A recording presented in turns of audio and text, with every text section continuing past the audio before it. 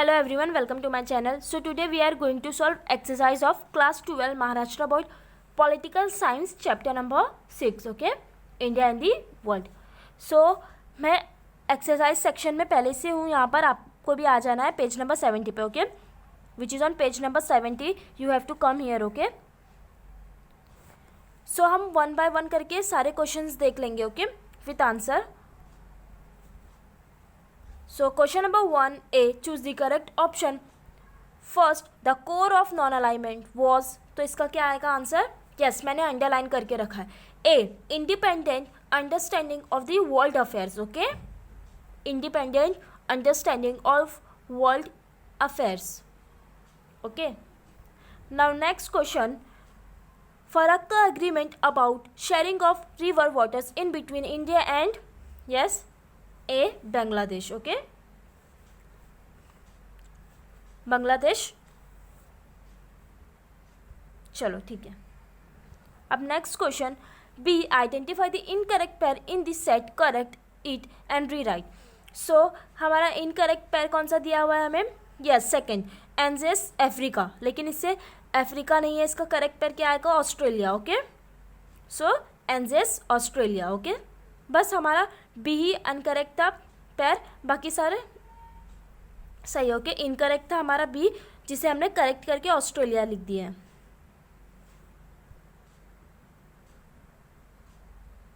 Okay, so question number 2, state whether the following statement are true और false with reason. First, Myanmar has been a traditional friend of India.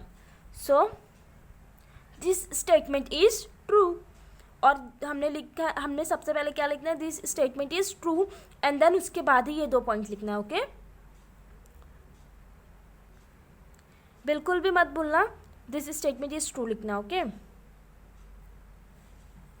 चलो ठीक है, हमने लिख दिए ये. अब नेक्स्ट क्वेश्चन देखेंगे. Question number 2, second, in changing world order of 1990s the issue of terrorism has been dominant.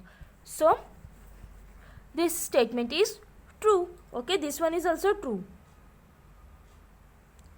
हमने लिख दिया ये.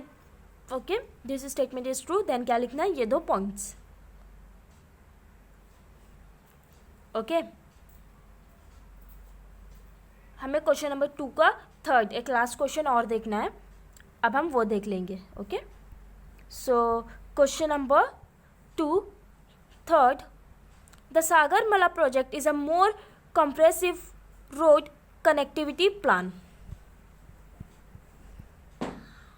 So this statement is false. और as usual हमने 2 पॉइंट लिखे थे बाकी जगह, तो हमने यहाँ पे भी this statement is false लिखे और ये 2 पॉइंट लिख दिए और ये आंसर. बस ठीक है, इतना ही लिखना है.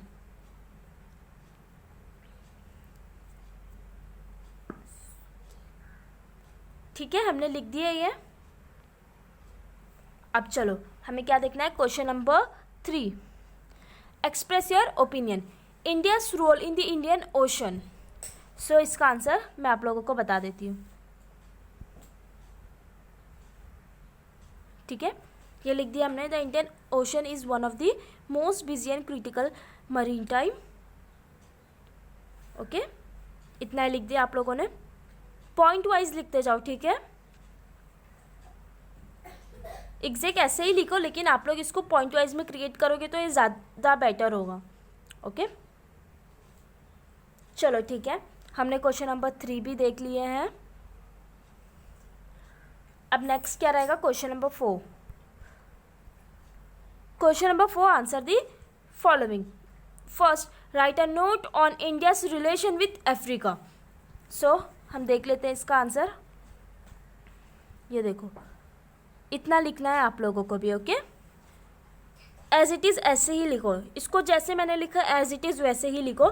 ओके, जहाँ पे मैंने एक लाइन का गैप छोड़ा है आप लोग भी वहाँ पे एक लाइन का गैप छोड़ो. ओके, देन उसके बाद जैसे मैंने कंटिन्यू किया वैसे ही. सबसे पहले इन दी फर्स्ट फ्यू डिकेड्स इतना लिखे, देन देयर आर सेवेरल, ये एक लाइन छोड़कर लिखे, देन उसके बाद एक और लाइन, देन जैसे आप लोगों को दिख रहा है ना एज इट इज़. मुझे इतना भी तो एक्सप्लेन करने की ज़रूरत नहीं है, आप लोग समझ जाओगे. ओके, सो चलो ठीक है, अब नेक्स्ट क्वेश्चन की तरफ बढ़ते हैं.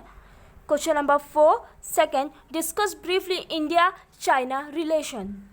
सो क्वेश्चन नंबर 4 सेकेंड ये रहा. इससे भी एज इट इज़ ऐसे ही लिखो जैसा है. ओके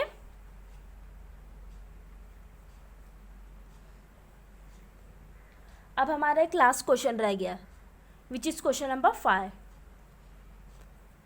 और वो हमारा लास्ट क्वेश्चन इस पूरे चैप्टर का भी वो लास्ट क्वेश्चन है, वो एकदम एंड है, उसके बाद कोई क्वेश्चन ही नहीं. सो इतना हमने लिख लिए और बस इतना ही लिखना है क्वेश्चन नंबर 4 का सेकेंड. अब हमें लास्ट क्वेश्चन देखना है. Question number 5 answer the following question in detail with help of given points. Explain the factor influencing Indian foreign policy. A. Geography. B. History. C. International system economy. D. Polity. Okay. So हम question number 5 का solution देख लेंगे. Okay ये हमारा last question है. सो यहाँ से देखो जैसे मैंने शुरू किया है एज इट इज़ ऐसे ही लिखो आप लोग भी. सबसे पहले क्वेश्चन नंबर 5 यहाँ पे देखो देख लो, ये क्वेश्चन नंबर 5 है. ओके सो factor influencing India's foreign policy. So first लिख दिया हमने जोग्राफी, वहाँ पे हमें बोला हुआ था. सो जोग्राफी लिख दिए. B history. C international system economy and D polity. Okay ये हमारा पूरा आंसर इतना ही है. ओके सो हमारा चैप्टर यहाँ पर ओवर होता है. और गाइज मैंने पॉलिटिकल साइंस के सारे चैप्टर्स की वीडियो ऑलरेडी अपलोड करके रखी है और प्लेलिस्ट भी है. सो आप लोग उसको चेक कर सकते हो. Okay so if you find this video helpful please do like share and subscribe and thank you for watching.